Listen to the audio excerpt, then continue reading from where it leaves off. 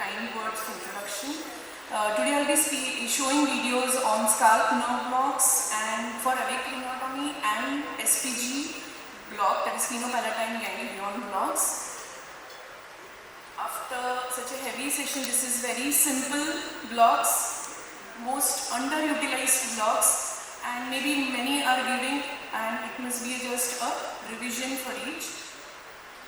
This is Christian Nolan, who was a guitarist who was strumming the guitar while the craniotomy was being done, and here the guitar was declared as a surgical instrument, because it helped him to preserve the dexterity of his fingers while his craniotomy was being done. The surgeon could map the tumor.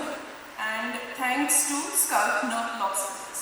A big thank you for ISA ISACON, and extend my gratitude to all my patients and surgeons who have helped me to achieve so much. No disclosures. Image and video credit goes to Google, Internet, Mysore. This is a photo and video consent form which we have used from each patient. Scalp blocks in essential scalp nerves. Innervation is by 7 nerves, 4 from the trigeminal and 3 from the cervical plexus. The supraorbital and the supratrochlear nerves coming from the ophthalmic branch, that is V1 of the trigeminal, supplies the anterior part of your scalp, the base of nose, the rim of your eyebrow, and upwards at the midline. Okay, so what is the landmark? Landmark is the supraorbital foramen, from where the supraorbital nerve emerges out. Okay, at the supraorbital notch on the upper orbital rim, okay, towards the midline. And 1 centimeter medial to it is your supratrochlear nerve. So, what if you cannot palpate the orbital notch? So, we can use the sonography to see the notch. It's beautifully seen, and you can inject your LA drug just around the notch, keeping around 0.5 centimeters away from the notch, taking care not entering the notch or going into the foramen. For zygomaticotemporal nerve, this is a branch from V2 of the maxillary division of the trigeminal nerve. So it innervates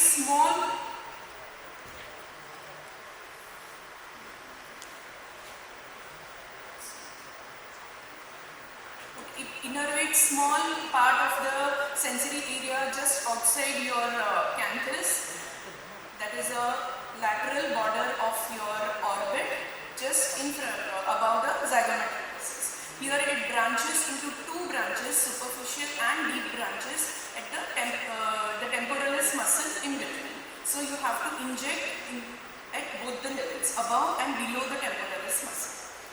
Auriculotemporal nerve is the branch from the V3, that is the mandibular division. It innervates in front of the ear and the lateral part of your skull. Okay, so it comes out just in front of the tragus. So, but you have to be careful of the superficial temporal artery, the vein, and the facial nerve. So, it is better to block the auriculotemporal nerve just at the zygoma in front of the tragus, so that you avoid the vascular structures and the facial nerve. So, what if there is an edema or something and you cannot?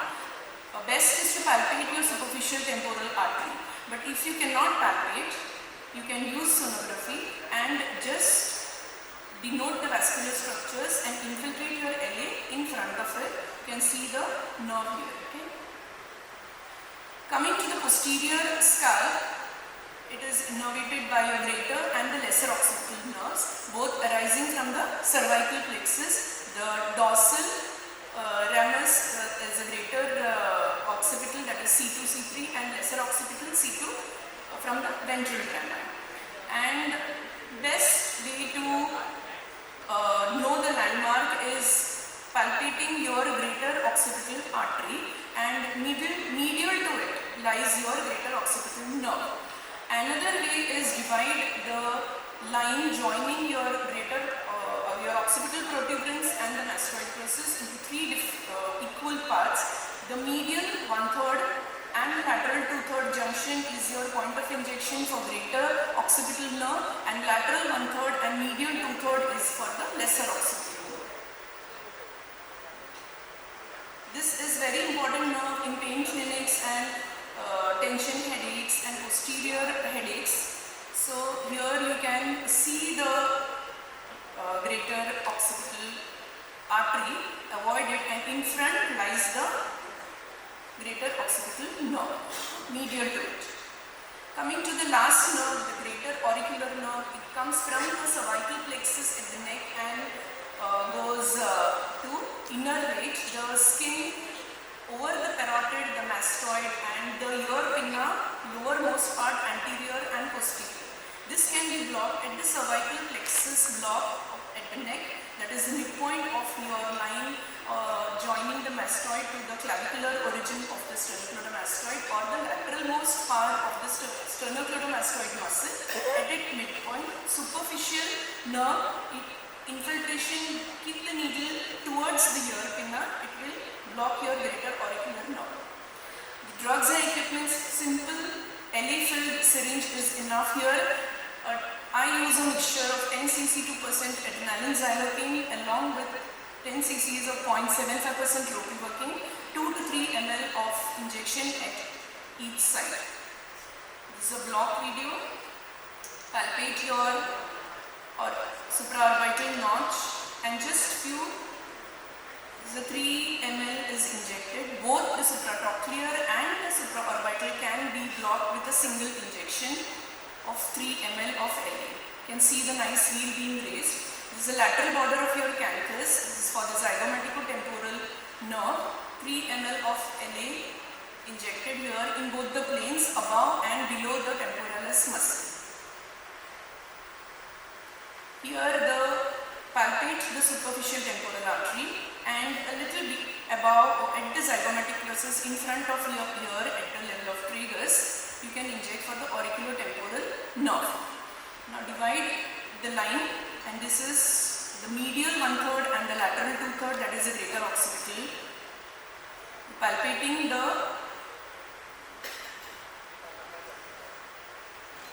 this is a lesser occipital nerve, that is the medial 2/3 and the lateral 1/3 junction. This is sternocleidomastoid, the midpoint. Just go beneath the skin, subcute, do not go pierce the investing layer of fascia, just above that towards the ear pinna, and the same thing is repeated on the opposite side, giving a bilateral scalp block.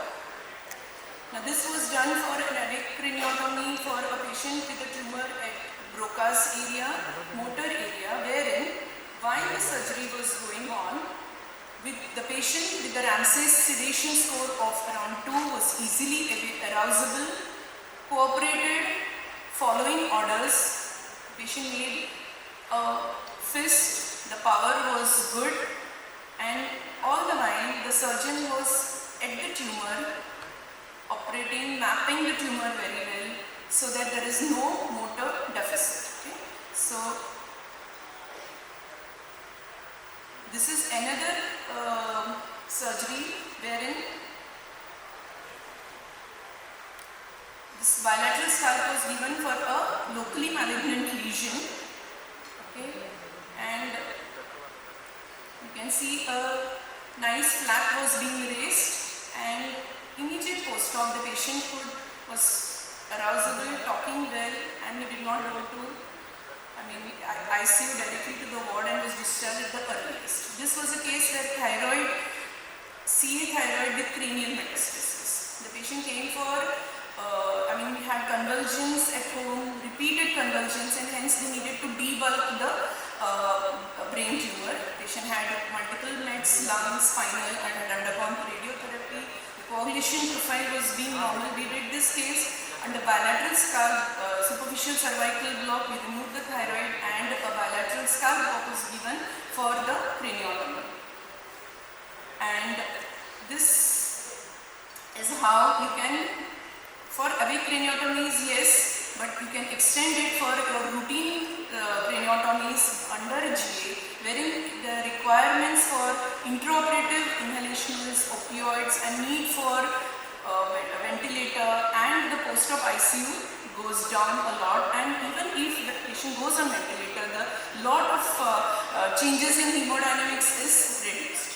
Coming to the sphenopalatine ganglion block, the sphenopalatine ganglion block is a relay sort of, it relays lot of nerves via the ganglion, and which gives secretomotor supply, and the parasympathetic ganglion fibers goes to give lot of secretomotor fibers to your nose, the palate, the lacrimal gland, and the pharynx, and hence it's quite important and it is situated at the pterygopalatine fossa. So this is your sphenopalatine ganglion. Okay. This shows the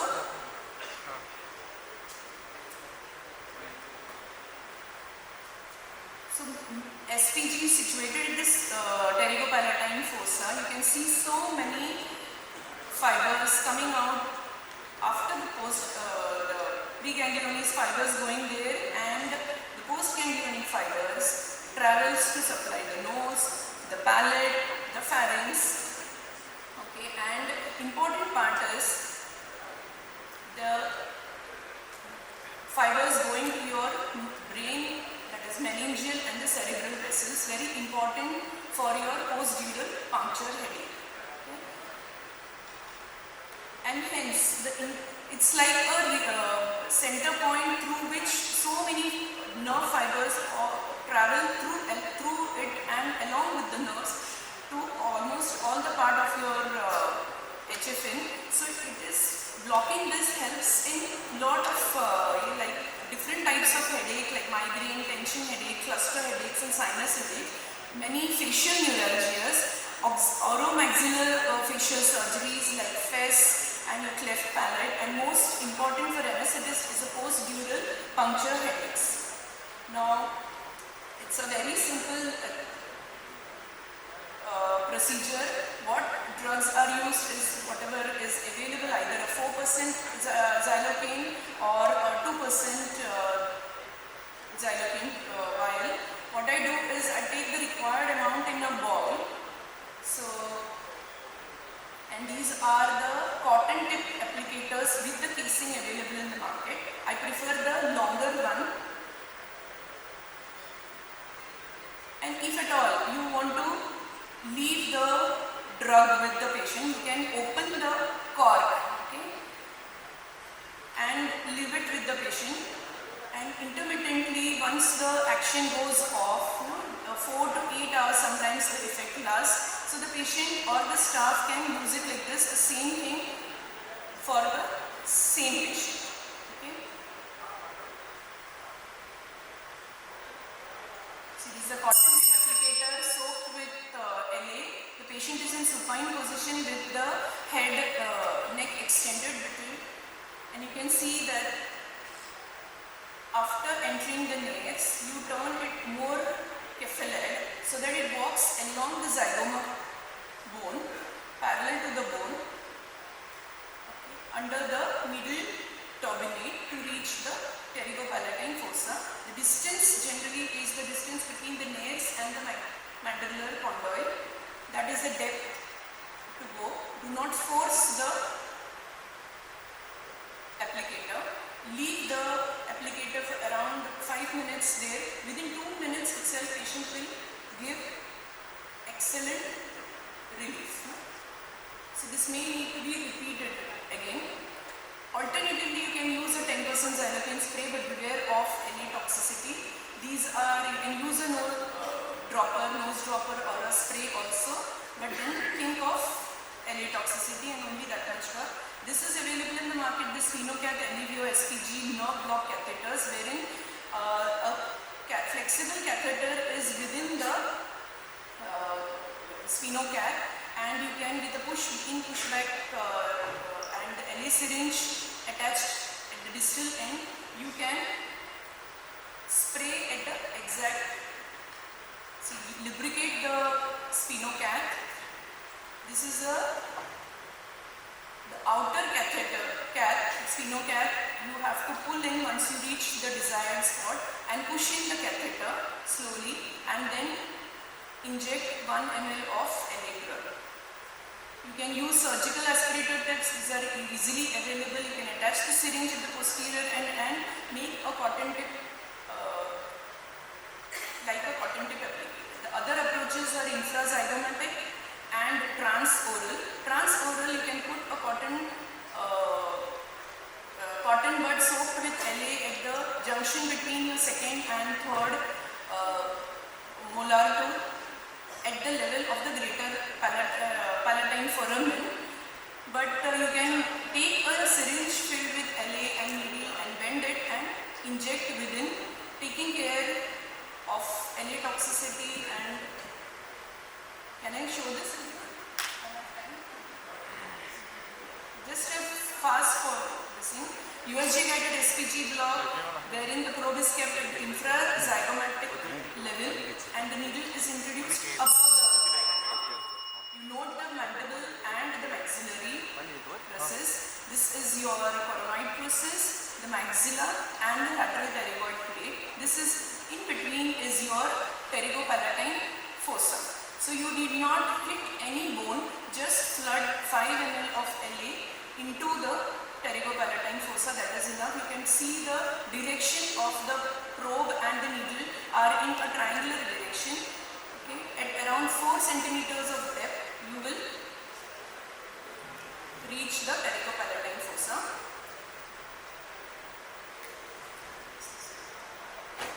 Or the needle can be directed to the opposite side of the opposite ear.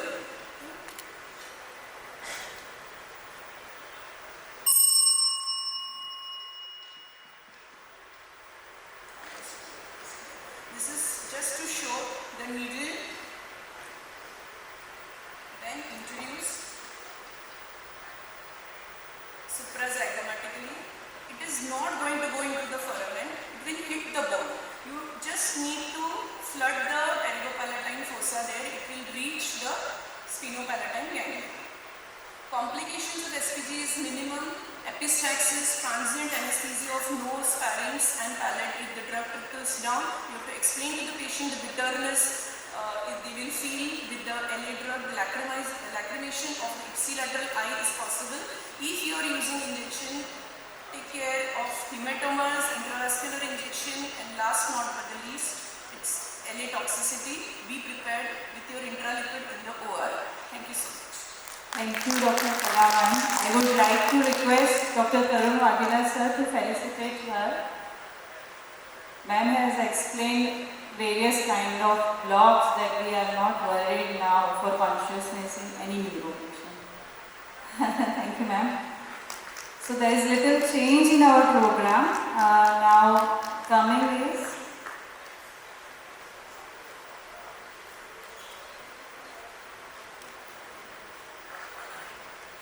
I would like to invite Dr. Nupur Jani on the stage.